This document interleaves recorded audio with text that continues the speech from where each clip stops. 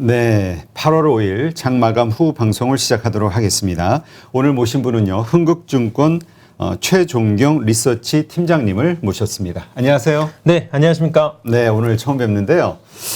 일단 오늘은 우리 그 최종경 팀장님께 우리 공모주가 요즘 화제가 되고 있잖아요. 네. 그 관련해서 좀 집중적으로 질문을 좀 드리도록 할게요. 네.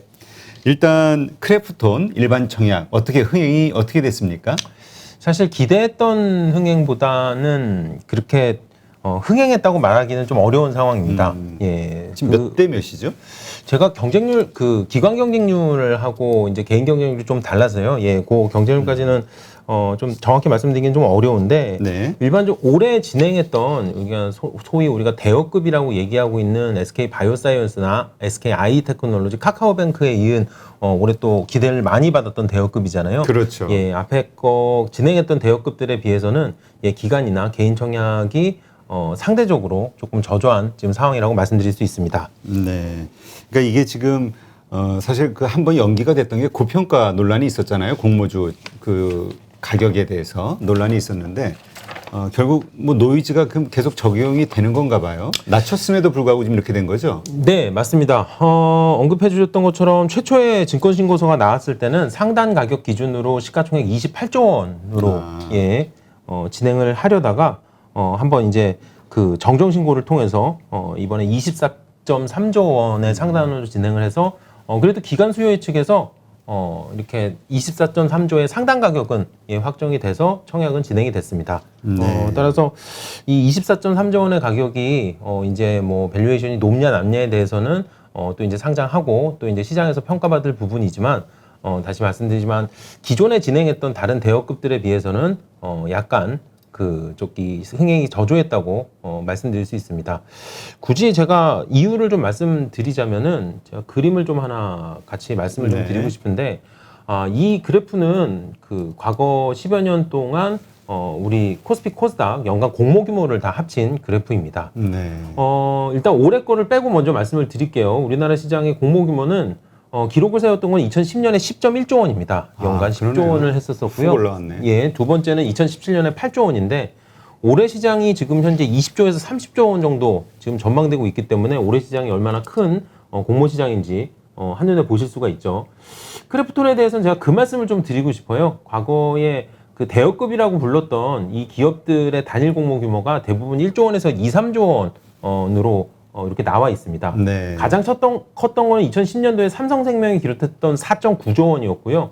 올해의 SK 바이오사이언스도 1.5조, 아이테크놀로지 2.2조, 그리고 카카오뱅크도 2.6조로 사실 3조 원을 넘지 않았어요. 근데 이 크래프톤 같은 경우는 단일 공모 규모가 4.3조 원까지 달하기 때문에 거의 2010년도에 삼성생명의 4.9조 원에 달하는 우리나라 역사상 두 번째 크기의 공모를 진행을 했습니다. 따라서 좀 이렇게 큰 공모 규모가 이런 흥행에 좀 영향을 미치지 않았나 좀 그렇게 보고 있고요. 또 한 가지는 그 개인 청약 기준으로는 그 크래프톤의 청약 둘째 날에 그 중국발 게임 회사들의 악재가 있었죠. 예, 그래서 관련된 것도 역시 영향을 미쳤다고 저는 보고 있습니다. 그 관련된 그 악재 조금 설명해 주시면 그게 정확하게 어떤 것 때문에 그런 겁니까? 그러니까 그 중국의 그 게임 회사의 거기가 실패를 해서 그런 것인지 아니면 이 대주주가 텐센트라는 사실 때문에 이게 좀 악재로 우리가 봐야 되는 것인지.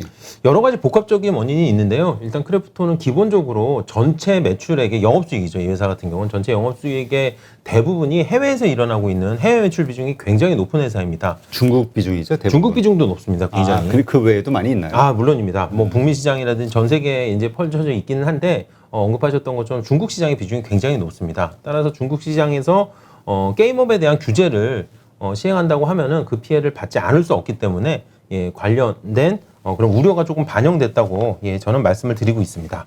네, 그렇군요. 자, 그렇다면 이제 문제는 이제 청약이 끝났잖아요. 청약이 끝났는데 이것이 어떤 흐름을 보일 것이냐. 지금 청약하신 분들도 요즘 불안해한다고 그러더라고요. 예전에는 청약하고 나서는 따상이냐 아니면은 뭐 언제 팔아야 되냐, 수익을 얼마 확정을 질 것이냐 행복한 고민들을 하다가 요즘 카카오뱅크하고 이 크래프톤은 이거 공모가는 나올 수 있을까? 막 이런 심지어 이런 걱정까지 하는 분들도 있다고 하더라고요. 일단 그 투자자분들한테 그 말씀은 조금 말씀을 좀 드리고 싶어요. 특히 대여급들의 경우는 일반적으로는 상장하고 나서 공모가를 기준으로 주가가 크게 변동성을 보이지 않습니다. 아, 그래요? 예, 공모가의 수준에서 이렇게 주가가 밸런스를 잡다가 뭐 어느 정도 일정 시간을 두고 뭐 더 오를 기업은 오르고 또 조정받을 기업은 조정받는 일반적인 모습을 보이고 있기 때문에 사실 그 상장 이후에 주가가 급등한다는 것 또는 급락한다는 그런 기대나 우려는 둘 다 하지 않으시는 거를 저는 요즘에 추천을 드리고 있습니다. 그러면 그냥 우리 그냥 일반적인 우량주에 대한 장기 투자처럼 그냥 좀 밋밋한 흐름, 장기적인 우상향 이 정도로 생각을 해야 된다. 네, 일단 기본적으로 그렇게 말씀을 좀 드리고 있고요. 다만 작년하고 올해 같은 경우는 이런 일반적인 그런 모습에서 벗어난 기업이 두 개가 생겼죠. 작년에 SK 바이오팜이나 올해 SK 바이오사이언스 같은 기업이 상장 첫날부터 공모가 대비 높은 주가 수익률을 보이면서 일반 투자자분들이나 시장의 눈높이가 갑자기 높아져 버린 게 전 현재 문제점이 아닌가 그렇게 좀 말씀드리고 있습니다. 네, 그렇군요. 지금 같은 날 청약을 끝낸 그 원트 드랩이요? 네, 저는 이거 사실 처음 들어보는데 그 크래프톤보다도 많은 자금을 조달했다 이런 얘기가 있어요. 이게 네. 어떤 얘기입니까? 이 원티드 랩에 대해서 원티드 랩이요? 예, 원티드 랩에 대해서는 제가 조금 말씀드리기 앞서서 시장 분위기를 좀 하나 말씀드리고 넘어가도록 하겠습니다. 네. 이게 좀 연결된 얘기여서 먼저 그림을 좀 봐주시면은 제가 요거는 단기의 IPO 시장 분위기를 추적할 때 많이 보여드리는 그래프인데 여기 막대 그래프로 표현된 부분은 그 과거의 평균치입니다. 네. 그러니까 해당 월에 얼마나 많은 기업이 수혜측을 진행하느냐, 그러니까 얼마나 많은 기업이 신규 상장을 하느냐의 그 패턴이고요. 그러니까 기업의 숫자군요. 기업의 이거는. 숫자입니다. 그리고 네모난 점으로 찍은 거는 올해 값입니다. 그러니까 올해 상반기가 굉장히 좋았다는 뜻이죠. 딱 눈으로 보셔도. 그러네요. 예. 자, 7월은 평년 수준만큼 했는데 원래 7월은 평년 수준이 굉장히 높습니다. 그러니까 일반적으로 IPO 시장에 투자하시는 분들은 매년 11월이 최대 성수기라는 걸 알고 계시는데 7월 역시 그에 못지않은 두 번째 가는 성수기가 바로 7월입니다. 이런 그 단기간에 많은 기업이 몰려서 상장하는 이런 성수기가 되면은 이런 현상들 어떤 현상들이 벌어지냐면요. 단기간에 너무 많은 기업들이 올라오기 때문에 시장의 자금과 시장의 관심이 분산이 돼서 자칫 소외되는 기업들이 생깁니다. 예, 따라서 그 소외되는 기업들은 뭐 평소보다 공모가가 좀 낮게 나온다든지 평소보다 경쟁률이 좀 낮게 나오든지 해서 이렇게 좀 소외되는 기업들의 또 역투자를 하는 거에 대해서 좀 말씀을 많이 드리는데 이번에 질문해 주신 원티드랩의 경우는 이 크래프톤하고 동일한 날 청약을 진행했어요. 네, 그러게요. 근데 저부터도 네. 크래프톤이 워낙 유명하니까 그렇긴 그렇죠. 하지만 원티드랩은 사실 네. 처음 들어봤거든요. 제가 연애에 한 70에서 80개 상장하는 IPO 기업들의 리포트를 한 번씩은 다 쓰고 있거든요. 네. 저도 사람인지라 다 쓰지 못해요. 그래서 한 50에서 60개 정도 쓰는데 이번에 크래프톤 리포트 쓰느냐고 저도 원티드랩 리포트를 못 썼어요. 그러니까 이게 제가 지금 말씀드리고 있는 시장의 소외 현상입니다. 상대적인. 따라서 이렇게 시장에 소외되는 현상이 벌어질 때 예상외로 또 굉장히 높은 수익률을 기록할 수 있는 그런 좀 틈새가 생겨요. 그래서 이번 원티드랩의 사태는 저는 이 투자자들이 굉장히 기민하게 똑똑하게 움직인 게 아닌가라고 생각은 하고 있습니다. 크래프톤이 약간 밸류에이션이 부담스럽지 않나는 고민을 하시는 것보다 그럼 난 차라리 원티드랩에 들어가겠다라고 그렇게 좀 합리적인 결정을 하신 게 아닌가. 물론 뭐 주가의 두 회사 모두 상장을 해봐야 저희가 이제 주가의 수준은 알 수 있겠지만 그런 판단이 이번 투자에 반영된 게 아닌가 그렇게 파악하고 있습니다. 총 그 청약 자금이 네. 원티드랩이 더 높다는 거예요, 크래프톤보다? 일단 크래프톤은 그러니까 아니면- 모집해야 되는 공모 자금은 훨씬 크죠.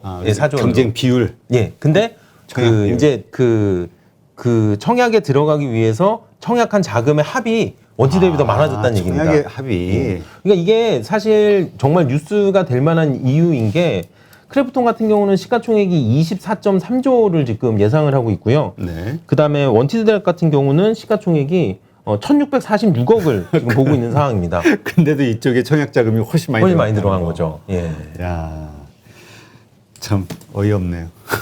크래프톤 입장에서는 참 자존심 상하겠어요. 그렇긴 하지만 제가 아까도 비슷한 말씀을 드렸지만 크래프톤 같은 경우는 역대 두 번째에 해당되는 공모 자금을 유치를 한 거잖아요. 그렇죠. 예, 그렇기 때문에 저는 그것만으로도 사실 크래프톤은 한 곱이 넘긴 거 아닌가 예, 그렇게 평가를 하고 있습니다. 하긴 지금 가장 우려했던 게 게임이 단 하나잖아요. 네. 저 뭐지? 배틀 예, 배틀그라운드요. 배틀그라운드. 예. 예. 배틀그라운드 그 게임 하나다 보니까 앞으로 이것을 추세를 이어나가기 위해서는 계속해서 게임을 개발해야 되고 거기 많은 비용이 들어갈 거 아니냐. 이게 이제 시장의 우려잖아요.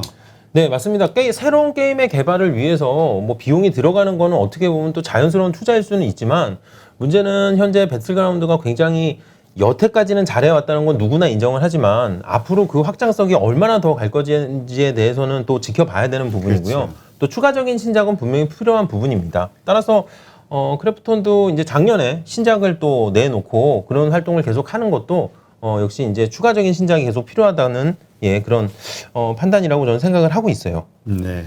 하여튼 뭐 그것이 성공하냐 안 하냐는 또 두 번째 문제이기 때문에 물론이죠. 이게 불확실성이 확실하게 이제 존재하는 거죠.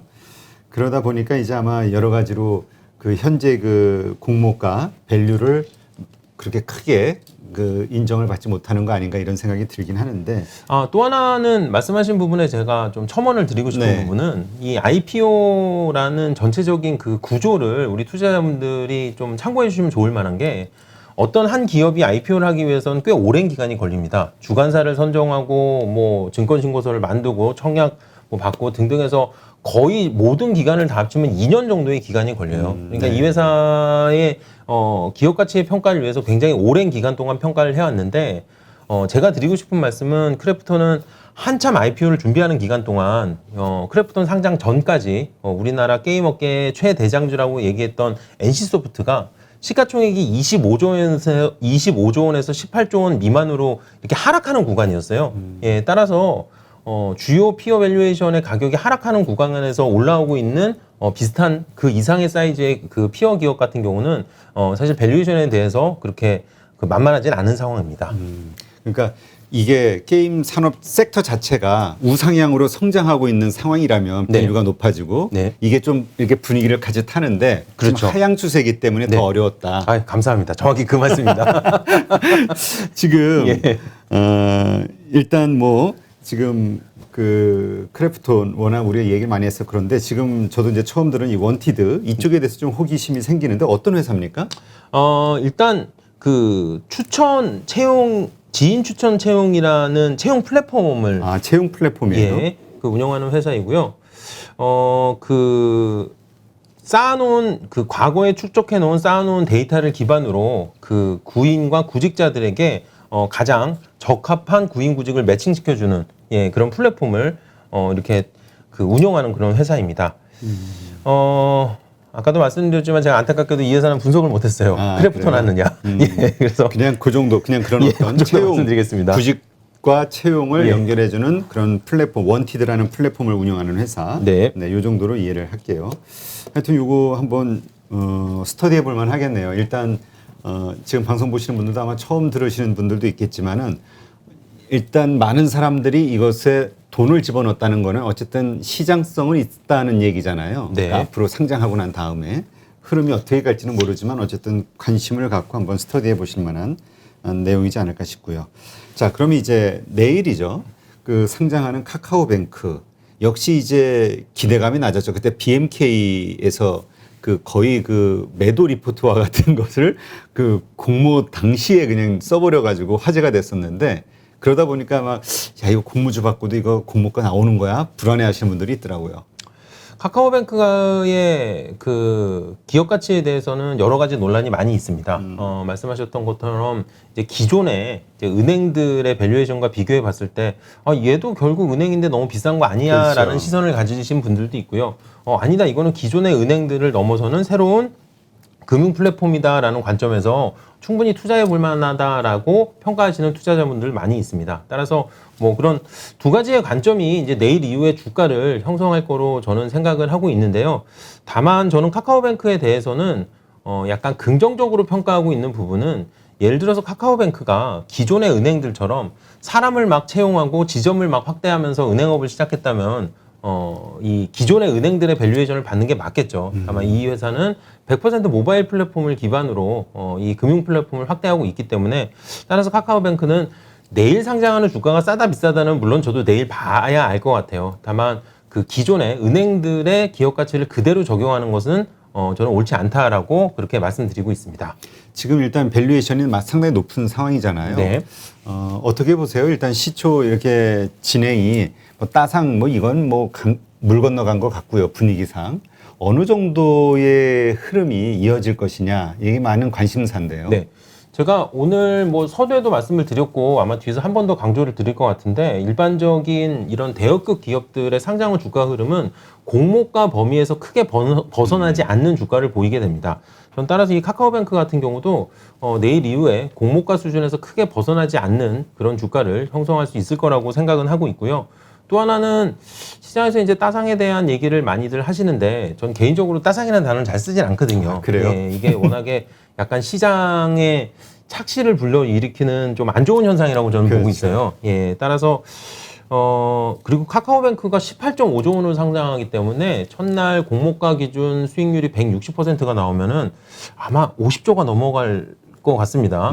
예, 그렇게까지는 안 되죠. 18.5조도 지금 비싸다고 그렇죠. 여러 가지 이제 의견이 지금 갑론을박이 있는 상황에서 하루 만에 50조가 된다? 이거는 마치 뭐랑 똑같은 거냐면 우리나라에서 가장 좋은 회사로 알려져 있는 삼성전자 주식을 오늘 산 다음에 내일 왜 상한가가 안 가지라고 기다리고 있는 것과 똑같은 그런 논리입니다. 따라서 저는 28.5조의 공모가를 기준으로 내일 종가가 어디 올지 시가가 어디 올지 이 투자자분들 같이 보시는 게 전 중요하다고 생각을 하고 있습니다.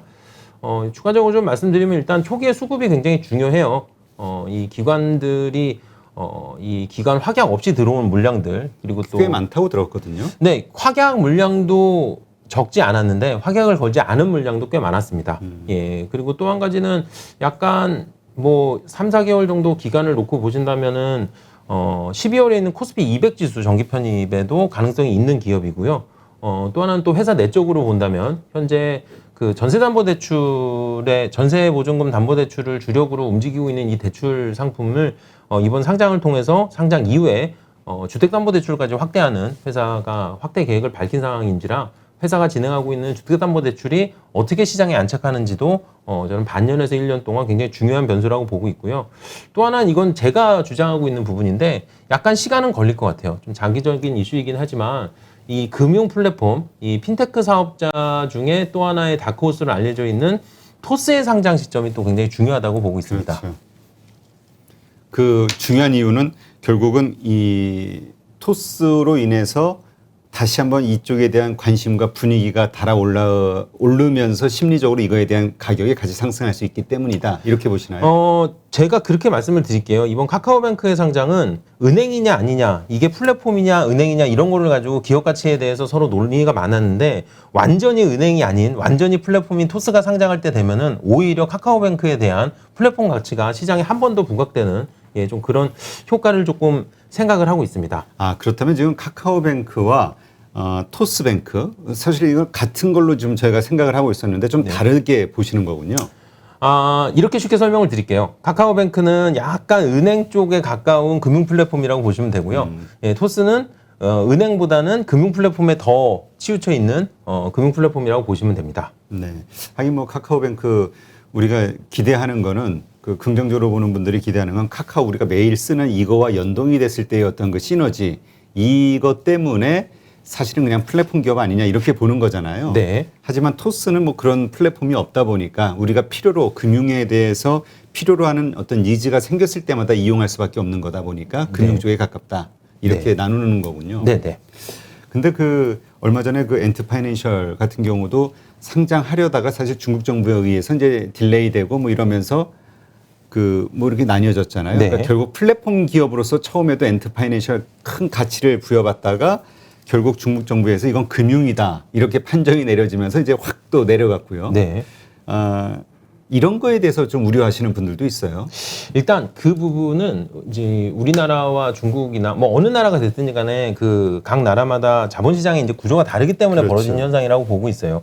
언급해 주셨던 것처럼 중국 시장 같은 경우는 명확히 정부에서 딱 정해주는 시장이죠. 그렇죠. 우리나라는 이제 시장이 결정하는 시장 위주로 돌아가는 이 증시이기 때문에 저는 그래서 내일 카카오뱅크의 상장이 더 중요한 것 같아요. 결국 시장의 가격이 결국 해답을 내주는 거라고 생각을 하고 있기 때문에 사람들의 심리에 의해서 네, 심리 더하기 또 시장의 가격이란 건 분명히 존재를 하게 되거든요. 그래서 내일 가격이 저는 이 카카오뱅크와 향후 금융 플랫폼들의 주가 형성에 약간 이렇게 첫 단계가 되지 않을까 그렇게 생각을 하고 있습니다. 그렇다면 이제 큰 어떤 우리 팀장님 말씀대로라면 큰 어떤 시세 분출 기대하는 거는 좀 무리인 것 같고요. 장기적인 관점으로 봐야 된다고 하면 그럼 지금 내가 공모를 안 받았다 하더라도 공모가 근처라면은 사도 괜찮은 어떤 밸류라고 보시나요? 네, 맞습니다. 일단 제가 일반론적으로 말씀드리는 투자 전략이 있어요. 공모 시장에 참여하는 투자자분들에게 신규 상장을 하자마자 첫날부터 너무 주가가 급등하거나 첫날부터 주가가 너무 급락하는 주식은 쫓아가지 말자라고 말씀을 드리고 있어요. 네. 다만 공모가 언저리에서 저는 플러스 마이너스 15% 범위를 추천드리고 있는데 공모가 범위에서 횡보를 하면서 초기의 수급이 이렇게 계속 바뀌는 기업들은 물론 여러분들이 판단하시고 회사가 좋다는 가정하에 그 초기에 공모 수급이 어느 정도 풀릴 때쯤 주가가 반등할 가능성이 굉장히 높습니다. 따라서 일단 일반론적으로 상장 이후에 공모가 정도에서 주가가 밸런스 잡히는 기업들은 관심 있게 긍정적으로 보시면 좋고요. 물론 카카오뱅크 같은 경우는 이 사이즈가 시가총액이 18.5조에 달하는 20조 가까운 대형주에 해당이 됩니다. 대형주 같은 경우는 원래 주가의 흐름이 원래 둔하기 때문에 저는 큰 움직임을 보이지 않을 거라고는 생각하고 있지만 그래도 내일 이후에 가격을 좀 확인하시고 공모가 언저리에서 투자를 하는 거는 충분히 추가적인 상승을 장기적으로 기대할 수 있다고 말씀을 드리고 있습니다. 그러니까 우리가 공모 첫날 이걸 막 급하게 매수하려고 하는 것보다 여러 날 좀 지켜보면서 일단은 공모가 근처에서 횡보하는 걸 지지를 하는 걸 좀 확인한 다음에 사야 된다. 네, 맞습니다. 이렇게 봐야 되겠군요. 야, 이거 진짜 우리가 이제까지 공모주 하면 우리가 아까 싫어하시지만 따상이라는 표현을 쓸 정도로 큰 수익을 갑자기 얻을 수 있는 그래서 사실 공모주 받아서 팔아버리고 바로 단기간 내에 짧게 큰 네. 수익 올리는 이 재미로 많이들 신청했잖아요. 근데 이게 이젠 좀 시들해지는 건가 보죠? 분위기가? 제가 오늘 저희 인사드리려고 아침에 데이터를 하나 뽑아봤어요. 아, 그래요? 뭐냐면은 2017년부터 올해 2021년까지 이제 5년간이죠. 채 5년 정도 되는데 이제 투자자분들이 생각하시는 따상을 기록했던 기업들의 개수를 한번 세봤습니다. 코스피는 전체 32개 기업 중에 3개가 기록을 했고요. 코스닥은 전체 295개 기업 중에 26개가 따상을 기록을 했습니다. 네. 코스피는 다들 기억하시는 것처럼 작년에 SK바이오팜, 명신산업 그리고 올해 SK바이오사이언스가 여기에 해당이 되고요. 코스닥 같은 경우는 전체 295개 중에 26개 기업인데 강조드리고 싶은 부분은 코스피의 3개 기업을 제외하고는 전부 코스닥에 시가총액 1,000억 원대나 그 이하의 소형주들이 많았습니다. 따라서 첫날부터 160% 소위 얘기하는 따상을 기록하는 기업들은 코스닥에 좀 몸무게가 가벼운 엉덩이가 가벼운 기업들에서 나타났던 굉장히 특이했던 현상인데 희한하게 최근에 이제 작년부터 이제 코스피의 이 대형주들이 한두 개씩 기록을 하면서 전체적인 시장에서 이 따상을 기대하는 그런 기대 수익률이 올라가게 됐죠. 그래서 저는 지금 현재의 흐름이 약간 기존의 정상적인 흐름으로 좀 돌아오고 있다고 보고 있고요. 2021년 상반기에 기록하고 있던 IPO 시장의 과열의 분위기가 어느 정도는 안정화되고 있다고 오히려 저는 희망적으로 말씀드리고 있습니다. 아, 그래요? 근데 또 한편으로는 이렇게 큰 대형주들의 공모가 이루어지면서 시장 자체에 대한 수급 불안 문제가 점점 커지면서 횡보하고 있는 상황에서 이게 시장을 더 어렵게 만드는 전체적으로 요소가 되지 않을까. 왜냐면 아까도 보셨지만 너무 많이 이번에 금년도에 많이 나오잖아요, 돈이. 네. 이 물량이. 일단 그거에 대해서 또 제가 말씀드리고 싶은 부분이 이 신규 상장 시장에서 등장하는 이런 좀 덩치가 있는 신인들은 기존 시장에 분명 활력을 불어넣어주는 요소가 됩니다. 아까 제가 말씀드렸던 것처럼 올해 역사적으로 없는 20조에서 30조가 되는 공모 시장을 예상을 하고 있기 때문에 실제로 IPO 펀드를 운영하시는 펀드 매니저 분들이 저한테 가장 많이 여쭤보시는 질문이에요. 아니 올해 이렇게 다 잔치하면은 내년에 뭐 먹고 사냐, 이거 펀드 운영 어떻게 하냐라고 많이들 여쭤보시는데 제가 이제 그 말씀을 드리죠. 올해 이제 20조에서 30조 정도 시장이 형성이 되고 내년에는 올해 움직임이 있을 거라고 생각했던 SKT 계열의 그 자회사들이 내년에 또 멤버로 지금 기다리고 있습니다. 아, 그래요? 대표적으로 원스토어라든지 ADT-캡스 또 11번가로 이어지는 SKT 그 중간지주 회사 분할하면서 또 자회사들의 상장을 지금 계속 준비를 하고 있는 상황이거든요. 걸을 타선이 없을 정도로 굉장히 또 기대가 되는 기업들이고요. 또 하나 올해 굉장히 중요한 카카오의 자회사들이 두 개나 상장을 지금 진행을 하고 있지만 또 이 카카오 쪽에 남아있는 또 그에 못지않은 자회사들이 또 남아 있습니다. 또 내년 멤버로 지금 대기를 하고 있는 상황이고요. 따라서 올해가 공모 시장이 역사적으로 최고점을 기록하는 것은 변하지 않는 사실입니다. 다만 내년에 거래 절벽이나 거래가 급감하는 우려는 하지 않으셔도 된다고 저는 말씀드리고 있습니다. 그렇다면 그 얘기는 결국 카카오라든가 그 SKT 이 회사들의 내년도 어떤 주가 흐름도 긍정적일 수 있다 이렇게 봐도 되지 않을까요? 올해 그 이슈 때문에 신규 상장 이슈 때문에 많이들 올랐잖아요. 그거에 대해서는 제가 우리 투자자분들한테 그 일반론을 하나 말씀을 드릴게요. 사실 어떤 회사 다 사실 경우가 다르기 때문에 말씀드리기 좀 어려운 부분인데 일반적으로 모기업이 있고 비상장 자회사들이 있을 때 비상장 자회사들이 좋은 가치로 상장을 하게 되면은 모기업들이 그 주가의 흐름을 긍정적으로 같이 가는 경우가 꽤 많이 있습니다. 다만 그거는 상장하기 전까지입니다.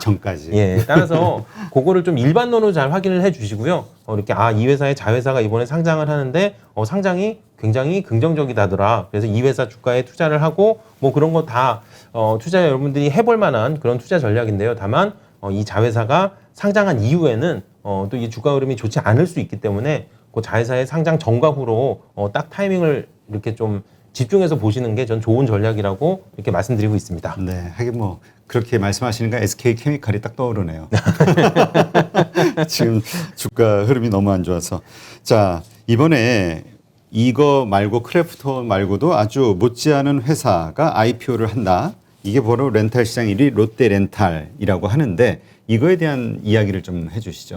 롯데렌탈 같은 경우는 이번에 상장하면서 여러 가지로 좀 관심을 좀 가지고 있는 회사입니다. 일단 제가 그 준비해온 그림을 좀 하나 말씀을 좀 드리면은 네. 롯데렌탈은 그림에서 보시는 것처럼 가장 대표적인 사업군은 오토렌탈입니다. 자동차를 빌려주는 거죠. 단기가 있고 장기가 있고요. B2B가 있고 B2C가 있습니다. 그리고 이 자연스럽게 오토렌탈을 진행하면서 뭐 자사 물량이 됐던 타사 물량이 됐던 중고차 시장을 또 운영을 하고 있고요. 그 다음에 일반 렌탈. 이 일반 렌탈은 저희가 사용하고 있는 컴퓨터라든지 OA기기라든지 모든 뭐 지게차까지 뭐 이런 건설 장비까지 렌탈을 통칭하는 말이고요. 그 다음에 카쉐어링이라고 하는 그린카의 자회사까지 가지고 있는 상황입니다. 쭉 말씀드린 이유가 있어요. 현재 저는 코로나19의 영향이 이 렌탈사들에게 플러스 요인으로 작용하고 있다고 말씀을 드리고 있고요. 지금 쭉 열거했던 오토렌탈, 중고차, 일반 렌탈, 그니카까지 모두 사업군의 실적이 굉장히 호조를 보이고 있는 상황입니다. 따라서 롯데렌탈의 올해 실적 성장세도 워낙에 작년에 이어서 좋은 상황인데다가 또 하나는 롯데렌탈의 상장 당시 이번에 진행하게 된 그 공모가입니다. 여러 가지 좀 기업들이 공모가가 싸다 비싸다의 얘기가 많이 있었는데 뭐 100% 다 그런 건 아니지만 롯데렌탈의 기업 가치에 대해서는 상대적으로 보수적인 기업 가치의 산정으로 상장한다는 평가가 많이 있는 상황입니다. 예, 따라서 롯데렌탈 같은 경우는 이번에 또 재미나게도 그 기관 수요 예측의 결과가 썩 좋지는 않았습니다. 여기도요? 근데 그럼에도 불구하고 저는 롯데렌탈이 개인 청약 그 일정이 남아 있고요. 또 상장 이후에 그런 또 이 상대적으로 보수적으로 정형됐던 기업 가치라든지 현재 전 사업 부분에서 굉장히 호조를 보이고 있는 실적이라든지 여러 가지 부분이 전 시장에서 다시 한번 부각될 수 있다고 말씀드리고 있습니다. 네, 이 일반 청약일이 8월 9일, 10일이네요. 네. 다음 주 있게 되는 것 같은데 일단 이것도 그럼 상장하는 날은 언제예요? 이거는? 롯데렌탈은 잠시만요. 8월 19일 상장. 8월 19일 상장. 네. 역시 8월 달. 8월 달에 정말 큰 기업들이 많이 들어오네요. 네, 맞습니다. 알겠습니다. 어쨌든 일반 청약 개인들은 어떻게 이 롯데렌탈을 볼 것이냐 이거에 따라서 이제 또 이 롯데렌탈의 흥행 여부가 또 판가름 나겠네요. 근데 이것도 좀 크다 보면 이제까지 팀장님 말씀처럼 이것도 가격의 어떤 급변동보다는 이렇게 장기적인 어떤 그림으로 우리가 지켜봐야 되겠네요. 아, 맞습니다. 일반적으로 롯데렌탈의 시가총액 2.2조 원 정도면은 이제 중대형급에 해당이 되죠. 근데 다만 이번 주에 크래프톤의 청약이라든지 뭐 카카오뱅크의 상장이라든지 이런 20조 원대 전후의 회사들이 밀려 들어오는 바람에 2조 원이 상대적으로 작아 보이는 이상한 시장이 됐습니다. 여기서 제가 추가적으로 말씀드리고 싶은 부분은 제가 그런 말씀을 요즘에 요 7, 8월에 많이 드리고 있습니다. 오히려 화려한 거대형급 공모의 시선을 뺏겨서 상대적으로 대응이 소홀해질 수 있는 이런 중대형급 공모에 관심이 많이 필요한 시점이라고 말씀을 드리고 있어요. 최근에 수혜 측 다 마치고 청약을 마친 한컴 라이프케어라든지 아주스틸 그리고 말씀하셨던 그 롯데렌탈 상장을 앞두고 있는 코스닥의 HK이노엔 그리고 향후 또 수혜 측을 앞두고 있는 코스피의 일진아이솔루스까지 이렇게 수천억 원에서 뭐 1, 2조 원대의 이 중대업급들 상장에도 많은 관심이 저는 필요하다고 말씀드리고 있습니다. 네, 알겠습니다. 그러니까 우리가 자꾸 카카오뱅크, 크래프톤 이런데 뭐 너무 신경 쓰고 그거에서 뭔가 하려고 하지 말고 오히려 이렇게 작은. 근데 이번에 맥스트인가요? 상장하고 나서 계속 뭐 상상했죠. 네네. 내가 이런 식으로 좀 작은 쪽에서 우량한 것을 잘 선택을 해서 이쪽에서 공모주 그 투자를 하는 게 더 수익이 낫겠다 이런 말씀으로 네, 이해를 하겠습니다. 맞습니다. 예, 하여튼 이 공모 오늘 좀 집중적으로 살펴봤는데 근데 정말 많이 하네요. 네. 공모 상장을 많이 하네요. 네, 알겠습니다. 한번 그 공모주에 관심 있으신 분들, 투자 예정이신 분들은 한번 잘 참고하시고요.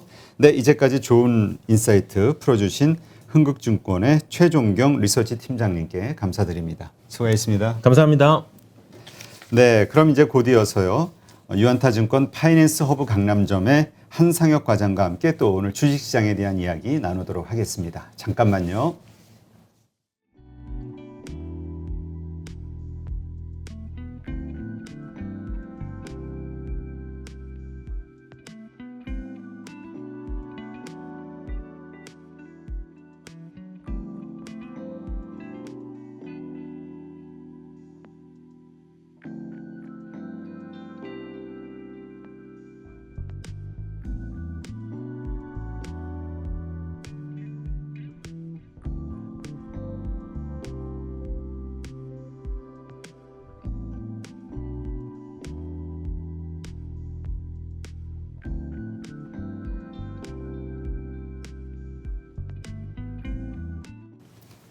네, 유한타증권 파이낸스 허브 강남점의 한상혁 과장 오셨습니다. 안녕하세요. 안녕하세요. 네. 2주 만에 뵙습니다. 아니 뭐 푹 쉬다 오셨나 봐. 얼굴이 막 환하게 빛나는데. 살이 좀 쪘어요. 집에서 재택근무를 했는데 네. 재택근무 이거 하면 안 되겠더라고요. 왜요? 살이 계속 쪄요, 그냥. 너무 부인이 너무 잘해주시는 거 아니에요? 아니, 주전 부위를 계속 먹게 돼요. 모니터링을 보면서 회사에서는 안 먹던 과자 뭐 이런 거를 빵 이런 걸 계속 먹게 됩니다. 그래요? 살이 계속 찌더라고요. 그러면 이게 언택트 생활이 좀 오래 갈수록 이 과자 회사 혜택 뭐죠? 어디 롯데제과 뭐 이런 네. 거 이런 걸 진짜 좀 사야 그런 되나? 것 같아요. 진짜 확 찐자라고 하잖아요. 확 쪄가지고 제가 돌아왔습니다. 네, 축하해요. 나는 살 빼고 있어. 지금 어제 참 긍정적이었단 말이죠. 외국인이 확 매수해주면서. 그쵸. 그러면서 특히 삼성전자, 그다음에 하이닉스 이런 반도체를 중심으로 싹 어떤 긍정적인 모습 보여줬는데 오늘은 이제 또 다시 좀 미지근하네요. 일단은 어제 미국의 ADP 민간 고용 지표가 나왔고요. 예상 밖의 쇼크가 나왔어요. 그래요? 쇼크가 나왔고 지금 연준에서 가장 신경 쓰고 있는 부분이 바로 고용이잖아요. 그렇죠. 고용 부분에 가장 신경 쓰고 있는데 간밤에 이제 클라이다 연준 부의장이 조금 매파적인 발언을 하기도 했습니다. 그러니까 2022년 말 정도가 되면 금리 인상에 이제 그런 행동을 취해야 된다라는 이제 뉘앙스를 풍겼거든요. 2022년? 네, 2022년 말이라고 하면 테이퍼링은 벌써 금리 인상하기 전 한 달 전쯤에는 이제 들어가야 되니까 1,200억 달러라고 하면 매달 이제 100억씩 줄이는 작업이 테이퍼링이니까 그러면 이제 1년이라는 과정이 필요한 거죠. 그러면 2022년 말에 금리 인상을 한다라고 하면 올해 말에는 뭐 테이퍼링과 관련된 부분들이 들어갈 수 있겠네? 라는 이런 부분들. 그렇다라고 하면 이제 9월 FOMC, 9월 FOMC에서는 이제 테이퍼링과 관련 구체적인 얘기가 좀 나올 수 있다라는 부분들을 이제 시장에서 좀 자극이 됐었고요. 그리고 이번 주에 금요일에 발표될 미국의 고용 지표가 있습니다. 거기에 이제 온갖 투자자들의 관심이 다 집중되어 있거든요. 또 다른 연준위원은 이런 말씀을 하셨죠. 지금 제일 중요한 거는 고용이다. 7월과 8월의 고용 지표를 확인을 하고 그 다음에 테이퍼링을 결정할 것이다. 라고 얘기를 했는데 그 7월 고용 지표가 지금 이번 주 금요일에 나오게 됩니다. 그래서 만약에 이번에 나오는 고용 지표가 앞으로 있을 9월의 FOMC에서 가장 중요한 데이터로 쓰일 전망이기 때문에 만약에 굉장히 뭐 예상했던 수준만큼 고용이 잘 나오거나 또는 그 이상으로 생각했던 것보다 굉장히 잘 나올 경우에는 테이퍼링을 좀 앞당길 수 있는 그런 우려감이 좀 있는 거고요. 그렇다라고 하면 아마 주식시장에서는 좀 기계적으로 주식 비중 축소에 대한 그런 좀 얘기가 나올 수가 있고요. ADP 민간 고용 지표가 발표가 됐는데 이제 오늘, 그러니까 오늘 새벽이죠.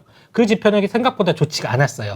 그렇다라고 하면 우리가 예상했던 것보다 고용 지표가 내일 발표되는 고용지표가 별로 좋지 않는다라고 하면 사실 테이퍼링과 관련된 이슈는 저 멀리 계획이 좀 늦춰지는 거죠. 그러면 금리가 또 하락을 할 거고 그리고 이에 맞춘 성장률들이 또 올라갈 수가 있다라고 보고 있기 때문에 금요일 날 미국 현지 시간입니다. 미국 현지 시간 발표되는 금요일 고용지표에 투자자들이 다 관심이 집중되어 있고 여기에 동향에 따라서 아무래도 테이퍼링과 관련된 큰 계획이 좀 잡힐 예정이기 때문에 시장의 참여자들이 쉽게 움직일 수는 없는 형국이라고 보시면 될 것 같습니다. 그 내일 그러니까 우리 한국 시간으로는 한 토요일 새벽쯤이 되겠네요. 고용지표가 나오는 거는 아마 금요일 밤 9시 반? 9시 반, 10시. 제가 한국 시간으로? 예. 제가 시간을 정확하게 체크를 안 했는데 아마 그 정도 시간이 될 거예요. 하여튼 그거에 따라서 이제 다음 주 주가가 또 변동성이 어떻게 될지 봐야 될 것 같은데. 네, 맞습니다. 근데 이제 외국인들도 이제 그 정도 다 예상을 하고 있잖아요. 네. 그런 가운데서도 일단 크게 팔고 있지는 않으니까 그렇죠. 내일 모습을 봐야 되려나? 근데 어쨌든 오늘을 코스피를 뭐 약간 팔긴 했지만 코스닥은 또 많이 사줬잖아요. 한 2,500억 정도 사준 것 같은데. 네. 그러니까 이러한 모습을 봤을 때 좀 긍정적으로 보는 거 아닌가 흐름을 이런 생각도 들어요. 이 말씀을 같이 좀 드려야 될 것 같은데요. 일단은 어제까지 외국인들이 굉장히 많이 매수를 진행했잖아요. 네. 사실 이 매수가 대부분 진행이 됐던 부분들이 삼성전자, SK 하이닉스 이런 부분에 초점을 맞춰서 매수가 진행이 됐는데 사실 이 삼성전자와 SK 하이닉스 지금 외국인들이 왜 사는지 어제까지 왜 사는지 왜냐하면 7월 말까지만 해도 전혀 관심이 없었던 외국인들이 갑자기 왜 이렇게 사게 되는 이유가 지금 저희들 사이에서도 아리송합니다, 지금. 이거에 대한 의견을 상당히 많은 의견들이 나오고 있는데, 뭐, 이재용 부회장의 뭐 사면이 영향을 미칠 것이다. 뭐 이런 얘기도 있는데, 그러면 SK 하이닉스도 이재용 부회장의 사면이 영향을 미치는 건가? 약간 좀 이런 또 의구심이 있는 거고, 또 이제 중국에서 지금 온갖 규제가 나오고 있잖아요. 그렇죠. 그러면서 이제 중국에서 이탈됐던 외국인 자금이 한국으로 좀 들어오는 거 아니냐? 라는 그런 좀 논리를 또 펼치는 분들도 있어요. 근데 사실 이게 뚜렷한 인과관계는 없거든요. 그러면 중국에서 매도를 해서 한국을 사는 그 이유가 뚜렷하지는 않거든요. 그렇기 때문에 이 부분에 대해서도 상당히 좀, 뚜렷하게 삼성전자가 하이닉스를 갑자기 산 이유로 좀 될 수는 없을 것 같고, 그러면서 이제 오늘은 조금 이제 쉬는 분위기가 좀 나왔지만 주가 자체는 하지만 이제 코스닥 같은 경우에는 아무래도 정책적인 모멘텀 그리고 개별 이슈와 관련된 모멘텀 이런 것들이 같이 복합적으로 작용을 하다 보니까 코스닥 같은 경우에는 오늘 어떤 게 있었냐면 그 문재인 대통령 주재로 K글로벌 백신 허브와 전략 보고대회가 있었어요. 그러니까 K백신과 관련된 그런 부분들이 나왔기 때문에 제약바이오 쪽이 강해질 수가 있었던 거고 제약바이오가 아무래도 코스닥에서는 시가총액에서 차지하는 비중이 크다 보니까 코스닥이 상대적으로 강세를 보일 수 있었던 그런 이유라고 보시면 될 것 같습니다. 네.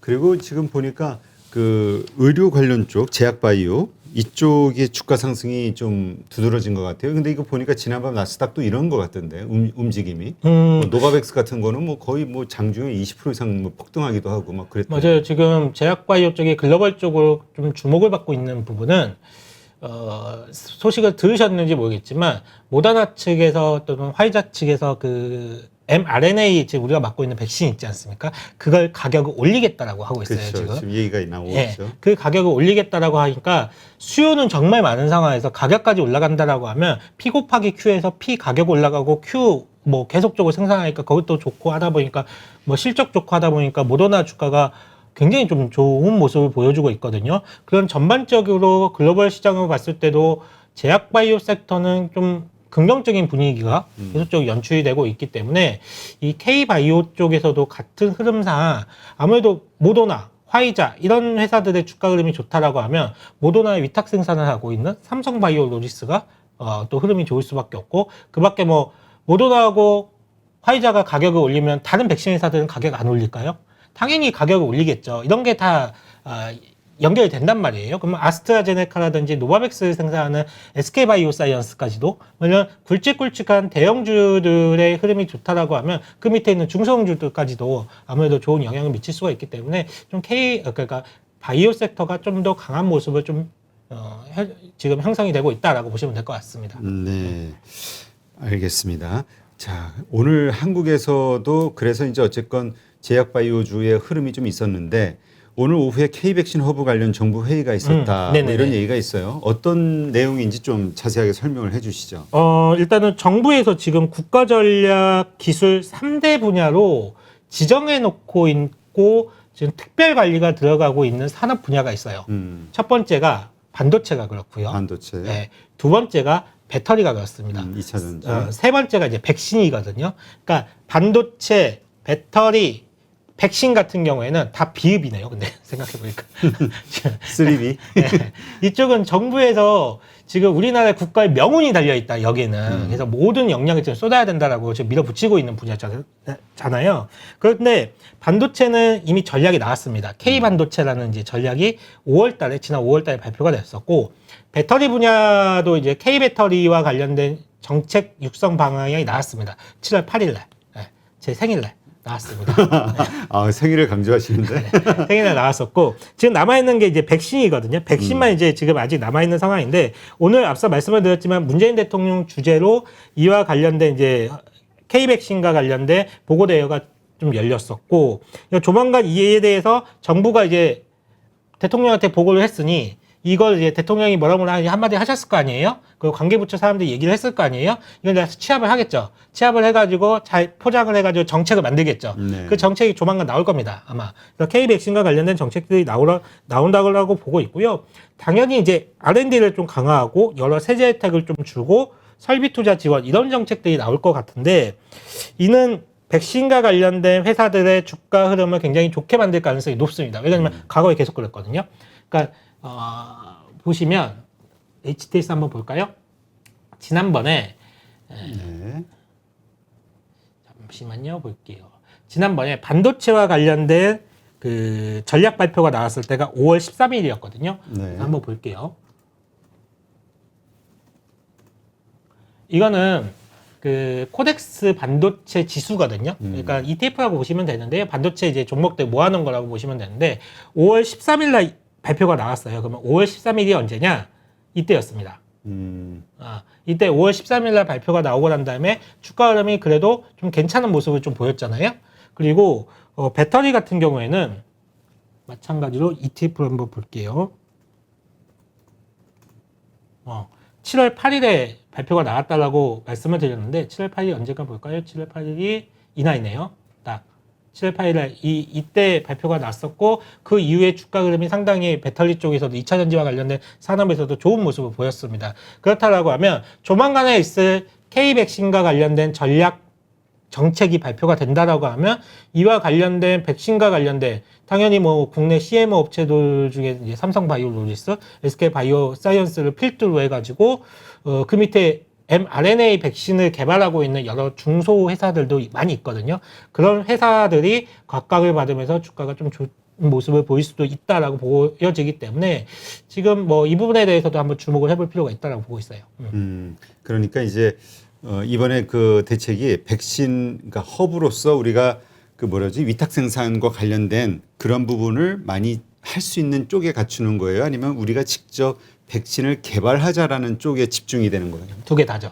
두 개 다. 예, 일단은 위탁 생산도 챙겨야 되는 부분이고 그렇다라고 해서 이 백신을 해외 쪽의 개발사에서만 지금 이렇게 기다리고 있으면 지금 백신 수급이 원활하지 않잖아요. 그렇죠. 결국에는 자체적인 백신을 가지고 있어야 돼요.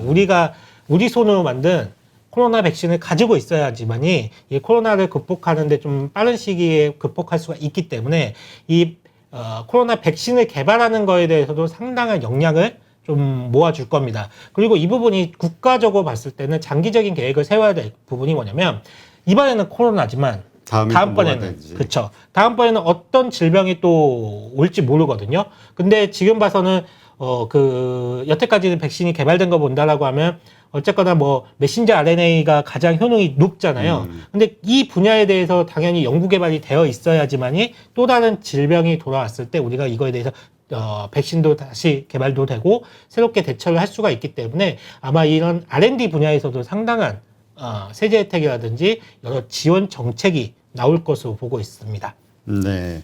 하여튼 뭔가 좀 결과가 있었으면 좋겠네요. 이게 지금 빨리 접종률이 높아져야 되고 거기다 이제 부스터샷 얘기까지 나오고 있으니까 이 백신은 점점 더 어려워질 것 같아요. 수급이. 그렇죠. 아무래도 이 부스터샷이 선진국 중심으로 지금 얘기가 나오고 있잖아요. 그러니까 뭐 WHO인가요? 거기에서 계속 뭐 그러지 마라 뭐 이렇게 공고하지만 그게 뭐 쉽겠냐고요, 그게. 미국은 무슨 소리야? 할 건데 이러고 있죠. 그러니까 우리가 지금 살고 봐야지. 다 예. 그렇지 뭐. 어차피 이 국제적인 정세가 힘의 논리로 지금 되는 거기 때문에 미국이라든지 유럽 같은 경우에는 자체적으로 개발된 백신과 그리고 자기네들이 가지고 있는 백신을 가지고 우선 접종, 자국민들 우선 접종하려고 할 것이고 상대적으로 신흥국들은 점점 더 백신에 대한 수급이 좀 어려워질 수가 있기 때문에 대한민국, 우리나라도 빨리 이 백신 수급과 관련해서 좀 빠르게 좀 대처를 해야 될 것 같습니다. 근데 이게 지금 대처한다라는 거 이미 늦은 거잖아요. 이미 다 나와서 지금 뭐 맞고 있는데 이미 한국에서 그래도 많은 기업들도 여러 기업들도 오랫동안 좀 해온 거잖아요. 작년서부터 연구를.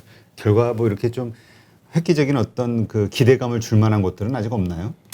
글쎄요. 제가 연구개발자가 아니기 때문에 당장 내일이라도 K-백신이 나옵니다라고 말씀드리면 참 좋을 것 같은데 이거에 대해서 지금 계속적으로 진짜 밤낮을 아끼지 않고 연구하시는 분들이 계십니다. 그리고 저희 증권가에서는 얘기하기로는 분명히 우리나라에서 분명히 그 mRNA 화이자와 모더나와 같은 그런 비슷한 효능이 나올 만한 그런 백신이 개발될 수 있는 여지가 굉장히 크다라고 보고 있거든요. 그래서 이런 백신을 과연 어디서 만들어낼지가 증권가에서는 이 종목이 과연 어떤 종목이 될 것인가 이걸 찾기에 열연이 되어 있는 거죠. 근데 아직 뭐 가시적으로 드러나는 데는 아직 없는 그렇죠. 상황. 뭐 아직 뭐 임상 1상 들어간다, 뭐 임상 2상을 뭐 준비 중이다 이 정도만 나와 있는 거지.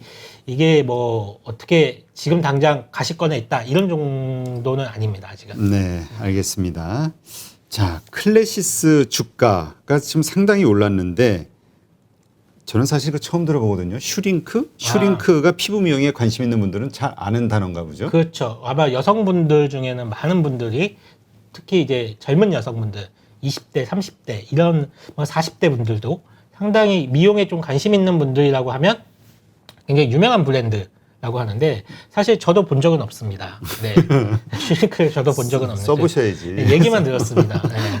제가 얘기만 들었는데 이 최근에 피부 미용 의료기기 회사들의 주가 퍼포먼스가 굉장히 좋아요. 그래요? 대표적인 게 이제 클래시스라는 회사가 이제 대표적이고 그밖에 제이시스 메디칼, 루트로닉 뭐 이런 회사들이 국내를 대표하는 피부 미용 의료기기를 만드는 회사들이거든요. 네. 이 회사들의 주가 퍼포먼스가 굉장히 좋은데 사실 이번 주에 골드만삭스에서도 좀 의외였는데 국내 그 피부 미용 의료기기 회사들에 대해서 레포트가 나왔어요. 골드만삭스에서. 그래요? 예. 어떻게 나왔냐면 앞으로 이 시장이 연평균 한 25% 가까운 상승을 좀 할 것이고 성장을 할 것이고 이머징 시장에서 이 한국의 에스테틱 회사들이 독보적인 존재감을 보일 것이라는 의견을 냈습니다. K-뷰티로 해서 예. 그래서 클래시스 주가 한번 나중에 한번 보시면 아시겠지만 진짜 많이 올랐거든요.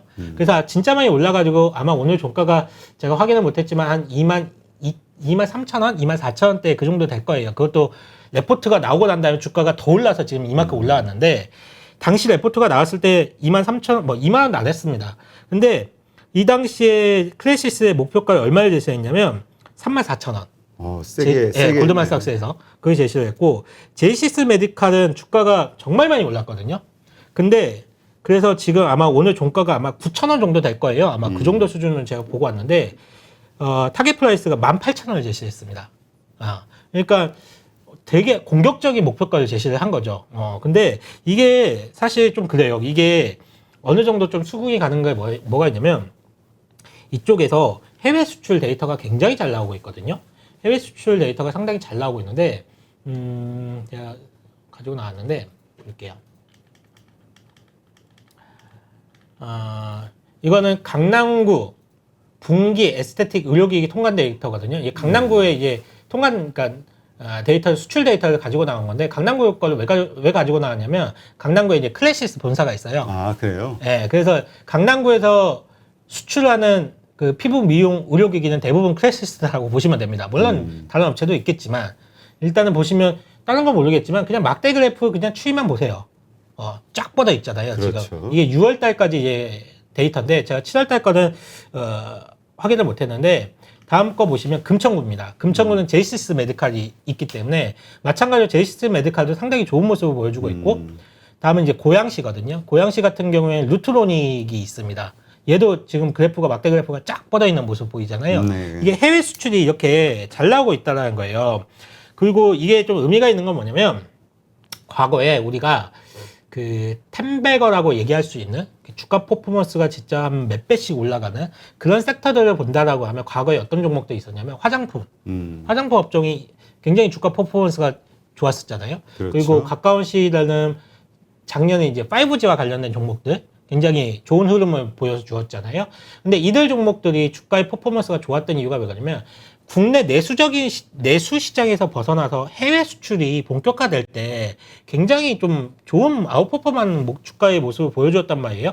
화장품 같은 경우에는 사실 화장품 내수용이었는데 이게 중국 쪽에서 이제 수출이 뚫리기 시작을 하면서 이 어마어마한 주가 상승을 보여주었잖아요. 네. 그리고 마찬가지로 5G 같은 경우에는 화웨이가 미국에 제재를 당하면서 한국의 삼성전자를 비롯한 이런 통신장비 회사들이 시장 점유율을 넓힐 수가 있다는 기대감으로 5G 쪽도 상당히 좋은 모습을 보여주었고 사실 주가가 만약에 10배가 간다라고 했을 때 만약에 10,000원짜리가 100,000원을 가는 그런 퍼포먼스를 보여줄 때 메디톡스도 마찬가지고요. 이럴 때 실적이 10배가 가지는 않아요. 사실. 그렇죠. 네, 실적이 10배가 가는 경우는 없고 보통 실적이 한 2배, 3배 분명히 올라가죠. 거기에 국내 내수용으로 팔던 것을 해외 수출까지 가미한다라고 하면 멀티플을 상향시켜 주는 거거든요. 멀티플, 야, 니네는 내수이기 때문에 10배만 받아. 이러다가 해외 수출해? 그러면 너 20배야.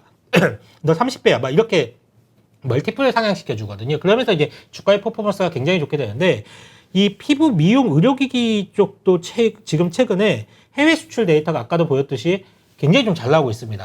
그러니까 당연히 이쪽에 대한 멀티플을 지금 계속 올려잡고 있는 그런 모습을 보여주고 있고요.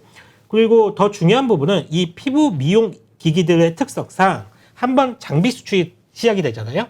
그러면 소모품 매출이 계속적으로 발생이 됩니다. 그러니까 장비가 한번 판에 깔아놓으면 이와 관련된 소모성 제품들이 계속적으로 수출이 나갈 수밖에 없기 때문에 이 상당히 좀 좋은 모습을 보일 여지가 많이 있습니다. 그래서 피부 미용 의료기기 회사들 같은 경우에는 앞으로도 좋은 모습을 보일 가능성이 높다라고 좀 생각을 하고 있고 그리고 또 이제 이런 것도 있어요. 해외 여행이 제한적인 상황에서 이게 아무래도 피부 미용이라든지 이런 나를 가꾸는데 사람들이 많은 투자와 시간과 돈을 좀 많은 투자를 하고 있어요, 지금 현재. 그러니까 뭐 예전에는 해외여행 가가지고 썼던 돈들을 지금은 해외여행도 못 가고 뭐 하지도 못하고 하니까 뭐 명품 백을 산다든지 남자들 같은 경우는 뭐 좋은 시계를 산다든지 또 이런 식으로 해가지고 좀 이렇게 자신을 위한 뭐 자신을 위한 소비 이런 걸로 좀 바뀌고 있거든요. 피부과, 성형외과 이런 쪽은 지금 엄청난 호황이라는 얘기를 많이들 하고 있습니다. 그리고 실제로 제 고객님들 중에 한 분도 그 피부과 원장님이신데 코로나 이후에 굉장히 잘 된다라고 해요. 오히려. 그래요? 오히려? 오히려 굉장히 잘 된다. 처음에는 안 됐대요. 처음에는 안 됐는데 지금은 그러니까 작년 가을 겨울부터는 정말 예약이 끊임없이 밀려온다라고 합니다. 그래서 이렇게 나를 가꾸는 그런 것도 수요도 상당히 많아지고 있어서 역설적이긴 하지만 이쪽 피부 미용 의료기기 시장은 코로나의 어떻게 보면 수혜도 좀 있고 있는 분야이지 않을까라고 좀 생각하고 있습니다. 네, 그렇군요. 그렇다면 지금 이쪽 분야에서 지금 이야기하신 클래시스 뭐 지금 얘기하신 대로 지금 많이 오른 상황이잖아요. 지금 네. 뭐 들어가기는 좀 부담스러운 거고 좀 지켜보면서 뭐 어떻게 매수 포인트를 어떻게 잡아야 될까요? 장기적인 흐름 자체는 굉장히 좋게 흘러갈 거라고 보고 있어요. 그리고 수출 데이터를 계속적으로 우리 개인 투자자들이 좀 확인을 하시면 좋으실 것 같은데, 이게 사실 확인하기가 쉽지가 않잖아요. 저야 이렇게 아까도 보여드렸던 자료가 이제 NH투자증권에서 나온 자료인데, 이런 자료들이 이렇게 애널리스트들 계속적으로 업데이트를 해주고 있거든요. 근데, 가능하시다라고 하면 이쪽 피부 미용 의료기기와 관련된 이제 데이터들을 애널리스트들이 계속적으로 업데이트 해주니까 그런 업데이트를 보시면서 7월달 수출도 괜찮고 앞으로 나올 8월달 수출도 괜찮다라고 하면 이쪽 비중을 계속적으로 좀 늘려가시는 거는 좋은 전략으로 생각을 하고 있습니다. 네, 그러니까 일단 바로 그냥 사시는 게 아니라 항상 모든 종목이 다 그렇겠지만은 데이터를 좀 확인하셔야죠. 데이터를 확인하고 일단 어떤 것을 만들고 어떤 서비스를 하는 회사인지는 기본적으로 아셔야죠. 그리고 얼마 정도의 수익을 내고 있는지. 맞습니다. 네. 그리고 나서 한번 관심을 가져보실 만한 섹터로 오늘은 그 피부 미용 관련 의료기기 네네네. 이쪽을 말씀드린 거고요. 자, 그렇다면 그 리오프닝 관련주에 대한 의견 한번 들어볼까요? 지금 일단 델타 바이러스, 변이 바이러스 이거에 대한 걱정, 물론 1,700명 뭐 이렇게 돌파하고 있다 걱정하지만 그냥 그래도 주식시장에서는 이미 그냥 지나간 이야기인 것 같아요. 어제 이제 리오프닝과 관련된 종목들이 굉장히 좀 좋은 모습을 보였잖아요. 뭐 여행, 어제는 항공. 다 좋지 않았나요? 네. 그렇죠. 뭐 대체적으로 좋았죠. 근데 사실 리오프닝과 관련된 종목들은 기본적인 대전제는 저는 같습니다. 그러니까 뭐냐면 결국 한 달 전보다 어제의 백신 접종률이 높은 상황인 거고 어제보다 오늘의 백신 접종률이 좀 더 높을 것이고 한 달 뒤가 오늘보다 백신 접종률이 분명히 높을 거예요. 그렇기 때문에 코로나에 대한 이제 대응 방안도 그러니까 방역에 대한 방법도 기존에는 이제 사회적 거리두기를 강화를 통해서 이제 막 쪼였다라고 하면 그러니까 신규 확진자에 대한 이제 그런 부분에 대해서 신경을 썼다라고 하면 아마 이런 부분들도 이게 뭐 중증 환자라든지 좀 이런 좀 치명적인 좀 환자들 그런 분들을 중심으로 방역 체계가 좀 바뀔 거라고 좀 생각을 하고 있습니다. 그러니까 결국은 코로나로 인해서 사망률이 지금 1% 정도 나오고 있잖아요. 그리고 이게 기존에 기저질환이 있던 환자들까지 이제 포함한 수치이기 때문에 상당히 이제 사망률은 낮다라고 보고 있는 건데 결국은 코로나 신규 확산에 초점을 맞추는 그런 대응 방식보다는 백신 보급과 함께 중증 환자 관리에 이제 초점을 맞추는 이제 방역 대책이 이루어질 것 같다라고 보고 있습니다. 그래서 리오프닝과 관련된 종목들은 제가 이제 고객님들한테 이런 말씀을 계속적으로 드리고 있어요. 우리나라에서 코로나 확진자 수가 좀 많이 나왔다. 역대 최대치가 나왔다. 라는 뉴스가 있을 때마다 분할 매수를 하자. 그때 좀 흔들리니까. 네, 그때마다 분할 매수를 조금씩 하자라고 말씀을 드리고 있는데 상당히 리오프닝과 관련된 종목들은 근데 지금 예상치도 못하게 이제 델타 바이러스 뭐 이런 것들이 확산이 되고 있으니까 그러니까 좀 길게 좀 잡아야 될 것 같다는 생각을 좀 하고 있습니다. 당장 뭔가 이루어지지는 않을 것 같아요.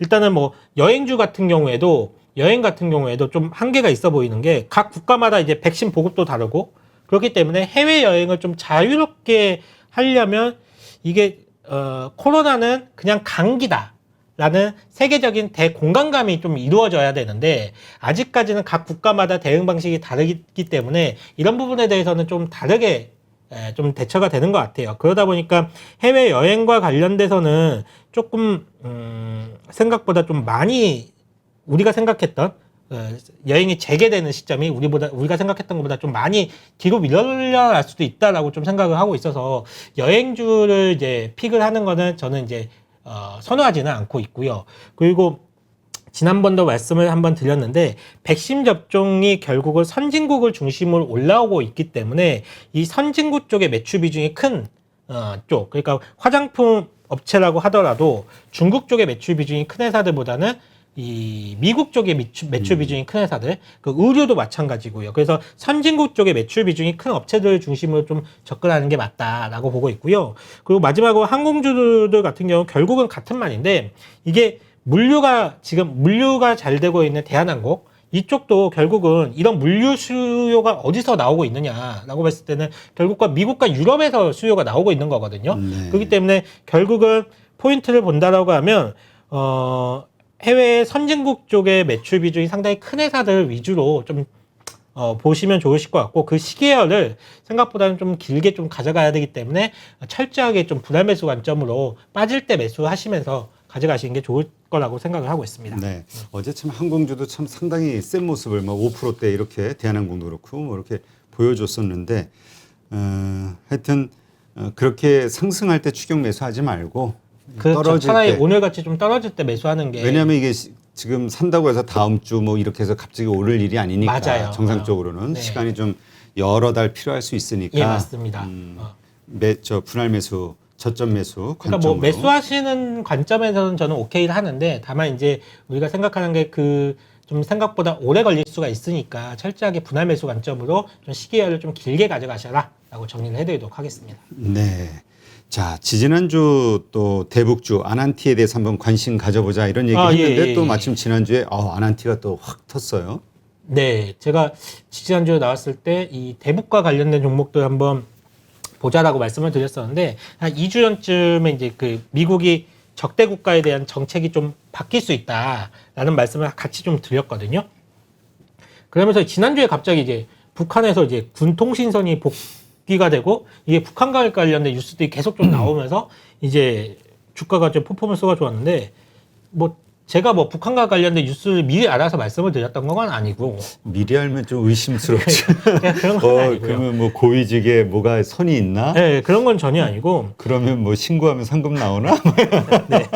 먼저 말씀을 드리지만 이 대북주들은 지금 경제적인 논리보다는 이게 정치적 논리가 더 크게 맞아요. 개입되는 부분들이고 이에 따라서 이제 듣는 분들의 정치적 성향에 따라서 제가 말씀드리는 부분이 공감이 갈 수도 있고 공감이 안 갈 수도 있는 부분입니다. 그래서 충분히 이제 이런 부분들을 양해를 좀 해주시고 우리는 그냥 주식시장에 있는 투자자 입장에서 그냥 제 입장에 대해서 말씀을 드리는 거니까 오해하지 마시길 좀 미리 좀 말씀을 드리도록 할게요.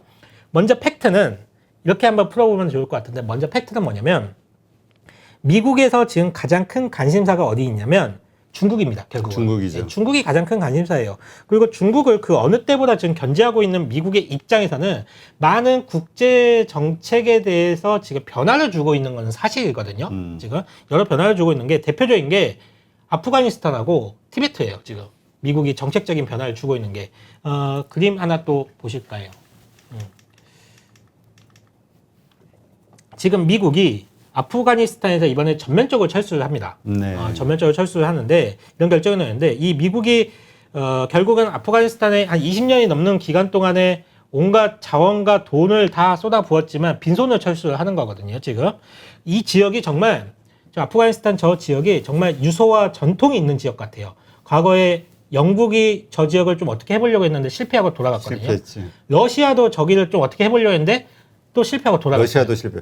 아프가니스탄이 전사의 나라라는 이야기가 있긴 하더라고요. 이게 뭐 지형적으로 굉장히 좀 외부에서 공격하기가 상당히 좀 어려운 지역인가 봐요. 내부에서는 지키기는 좋고.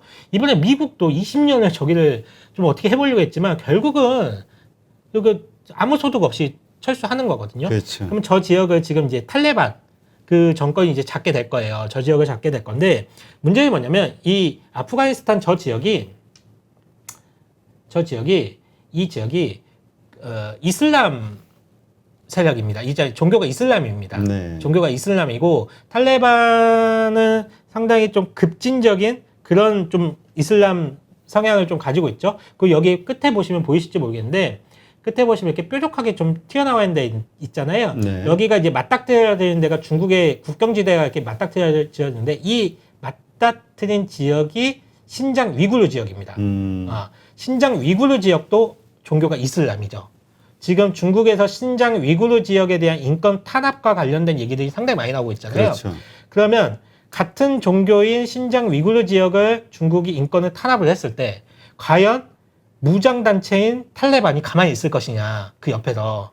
분명히 뭔가, 무장 시위를 좀 하지 않을까. 테러라든지 뭐 이런 부분들이 좀 발생이 될 수가 있거든요. 그러니까 미국이 이번에 아프가니스탄에서 철수를 하면서 쉽게 말해서 중국 앞마당에 미친 개 한 마리 풀어놓고 가는 꼴이에요, 지금. 네.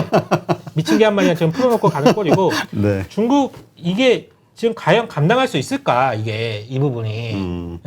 그래서 이 부분이 하나가 있고요, 지금. 두 번째는 티베트입니다. 티베트인데, 이건 며칠 안 됐어요. 토니 블링컨 국무장관이 인도를 방문을 하면서 티베트 10,000명 정도 대표를 만났습니다. 그래서 이날 어떤 대화를 했는지는 잘 모르겠는데, 뭐 이런 거 아니겠습니까? 뭐, 임자 뒤에는 내가 있잖아. 마음껏 해봐. 이런 거 아니겠습니까? 그렇죠. 예. 그러니까 중국이 1950년도에 티베트를 공격을 했었고, 티베트의 정신적 지도자인 달라이 라마가 인도로 이제 피신을 하잖아요. 그렇죠. 그래서 망명 정부를 지금 세워져 있는 상황이잖아요. 그 망명 정부의 대표를 미국이 만난 거예요. 다독여주고 간 거예요, 지금. 임자 뒤에는 내가 있잖아. 이러고 간 거예요, 지금. 이런 부분도 중국 입장에서는 굉장히 지금 꺼려지는 상황이거든요. 그렇죠. 예. 이 티베트도 분리 독립운동이 상당히 거센 지역이기 때문에 지금 미국은 신장 위구르 지역과 티베트 쪽에서 중국을 견제할 수 있는, 그러니까 중국이 굉장히 신경 쓰일 수밖에 없게끔 지금 상황을 만들어놨습니다. 그리고 마지막으로 중국의 최우방국이라고 할 수 있는 국가들이 뭐 러시아, 이란, 북한 이런 데가 이제 중국하고 최우방국이잖아요. 네. 근데 최근에 미국이 러시아한테 선물을 하나 줬죠. 러시아가 진행하는 유럽으로 가는 천연가스 파이프라인. 이게 노드스트림 사업이라고 하는데 이게 허락을 해줬습니다, 미국이. 이게 러시아의 엄청난 이권을 가져다 준 거거든요. 그러면서 이제 그 당시에 푸틴 대통령이 이렇게 활짝 웃고 있었어요. 미국이 이제 이거를 러시아에게 선물을 준 거죠.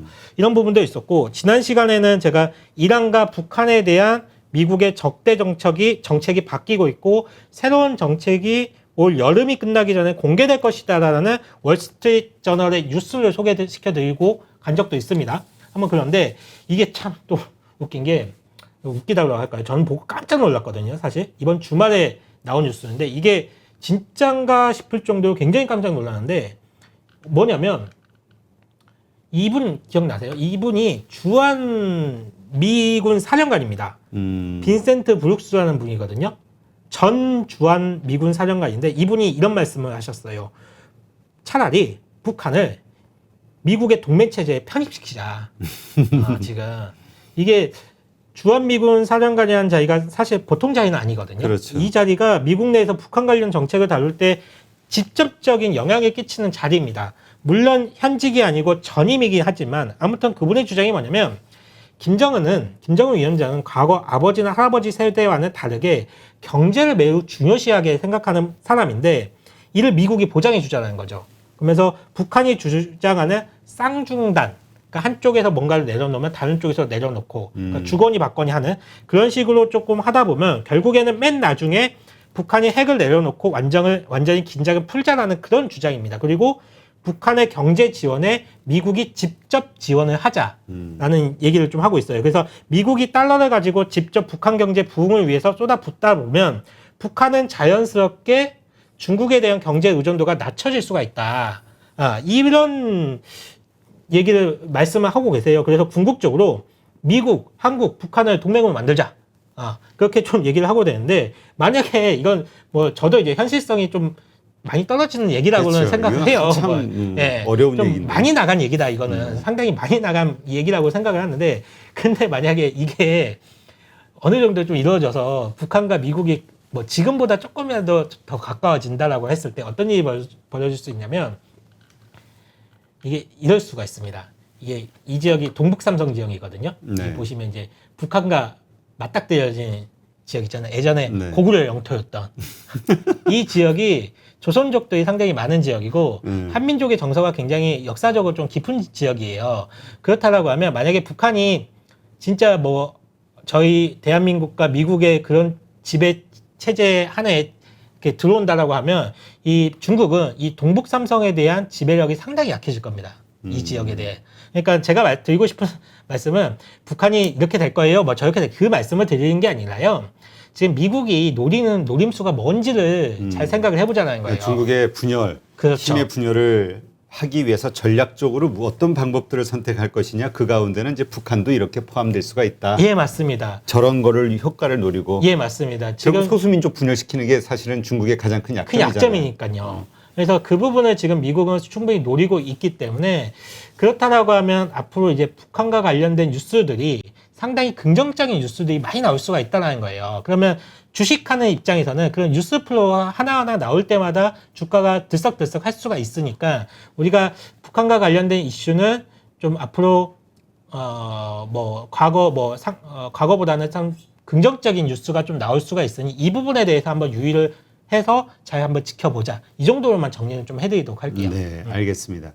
아, 이거 이렇게 된다 그러면 이건 정말 그 아시아의 그 뭐라 그럴까 힘의 축이 완전히 달라지는 아주 놀라운 사건인데, 근데 참 지금 생각해서는 참 거리가 먼 얘기긴 한데. 제가 일단 적어놨죠 위에 발의 발의 꿈입니다. 꿈. 이게 현실이 된다는 게 아니고요. 꿈 이렇게 될 수도 있다. 그러니까 저런 결과가 온다는 거를 기대하기보다 저러한 효과를 노린 미국의 액션들이 자주 나올 수 있고 그거에 따라서 그 변화되는 어떤 관계 이런 것들이 결국 대북 관련주에 들썩이게 만드는 요소들이 될 거 아니냐. 예, 맞습니다. 가능성이 좀 높아지지 않겠냐. 예, 맞습니다. 이런 식으로 이해하면 되겠네. 예, 알겠습니다. 아, 갑자기 우리가 갑자기 뭔가 뭐 칼차고 막 평원을 달려야 될 것 같은 발의 발의 꿈. 예. 자, 삼성전자 얘기 다시 한번 해볼게요.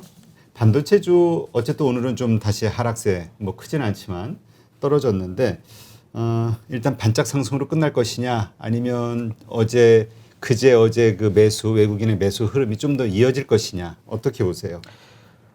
사실 선택을 굉장히 강요받는 거예요. 사실 이게 뭐냐면 삼성전자 하이닉스가 올라오게 된다라고 하면 기관 투자자들 입장에서는 기계적으로 움직여야 되기 때문에 굳이 중소형주 개별 종목들을 건들 이유가 없습니다. 그치. 당연히 벤치마크를 추적하는 그들이기 때문에 당연히 삼성전자 하이닉스를 꽉꽉 채워서 그냥 주문을 넣게 되거든요. 그 심지어는 가지고 있는 중소형주 팔아가면서까지도 삼성전자 하이닉스를 사게 되기 때문에 개별 종목들이 아무런 이유 없이 수급적으로 부러져 버리는 경우도 상당히 많이 있어요. 그래서 이 삼성전자와 하이닉스가 올라오는 거는 상당히 신경 쓰이는 문제이고 선택을 강요받는 시장인 문제인데, 그러면 이제 이게 개인 투자자 입장에서 본다라고 했을 때 이제 이런 걸 생각을 해봐야 돼요. 그나마 지금까지 시장을 이끌어줬던 2차 전지라든지 전기차 섹터가 조정이 나올 때 삼성전자 하이닉스가 올라간다라고 했을 때 이쪽이 조정이 나오면 이 조정을 비중 확대 기회를 삼을 것인가, 또는 아니면 이 삼성전자와 하이닉스가 주가가 올라가는 것을 따라갈 것인가, 이 선택을 좀 해야 되거든요. 그러면 지금 생각을 해볼게. 과연 구조적으로 지금 삼성전자와 하이닉스가 올라올 수 있는, 그러니까 2, 3일 동안 갑자기 휙 바뀌었잖아요. 그렇죠. 그럼 뭔가 트리거가 있나 라고 봤을 때는 제가 볼 때는 아직까지는 없어요. 상당히 그러니까. 7월 말과 지금의 상황이 비슷하거든요.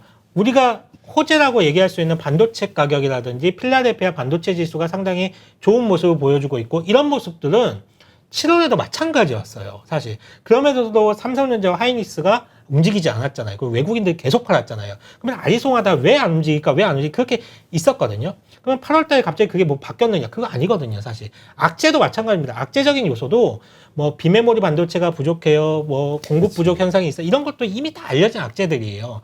그렇기 때문에 이런 상황에서 과연 외국인들의 심리가 과연 무엇일까? 이런 부분들을 좀 잘 생각을 해봐야 될 것 같은데, 만약에 지금까지 삼성전자와 하이닉스를 계속 모아갔던 투자자들이라고 하면, 가지고 있던 투자자들이나 하면 분명히 그분들은 이제 승리를 하는 겁니다. 그분들이 승리를 하는 거고, 만약에 그런 투자자, 그러니까 삼성전자 하이닉스를 계속적으로 모아갔던 투자자분들이라고 하면 굳이 지금 팔 이유는 없습니다, 당연히.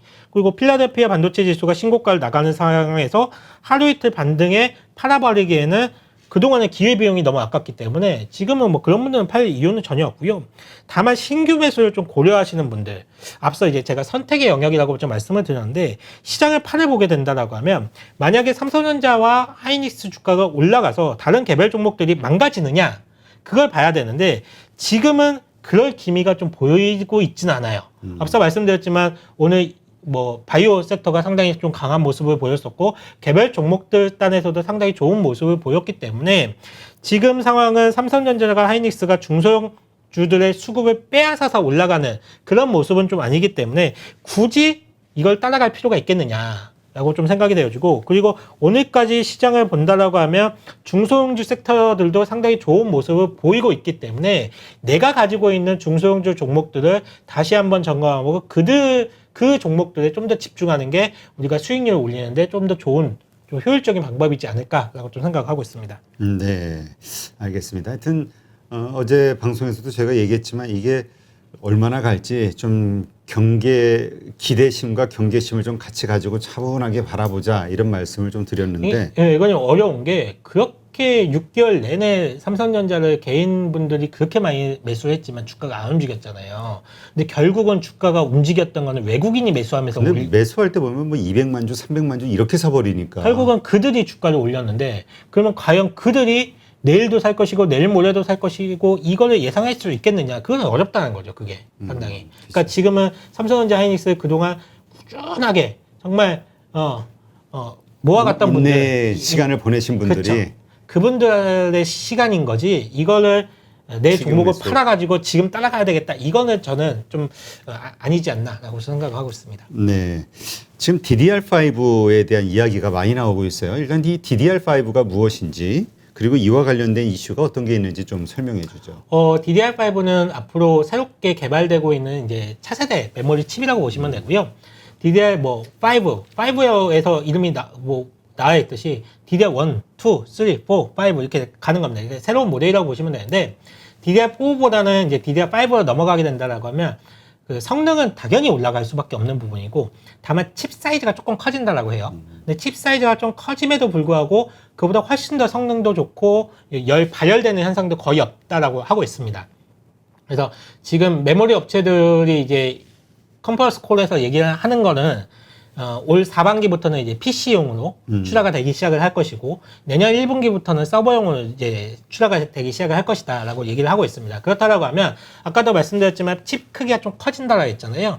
그러면 이런 여러 공정들이 조금 바뀌는 과정들이 있어요. 그러면 이와 관련된 이제 패키징 기판을 만드는 회사들 중에 뭐 심텍이라는 회사, 그런 회사들이 상당히 좀 주목을 받을 수가 있고요. 그리고 이게 새로운 칩을 이제 아무래도 개발을 하게 되면 이 칩에 대한 테스트와 관련된 수요도 상당히 좋아질 수가 있거든요. 많을 수가 있기 때문에 이 부분도 한번 좋아질 수가 있기 때문에 이런 종목들을 계속적으로 좀 주목을 해볼 필요는 있을 것 같습니다.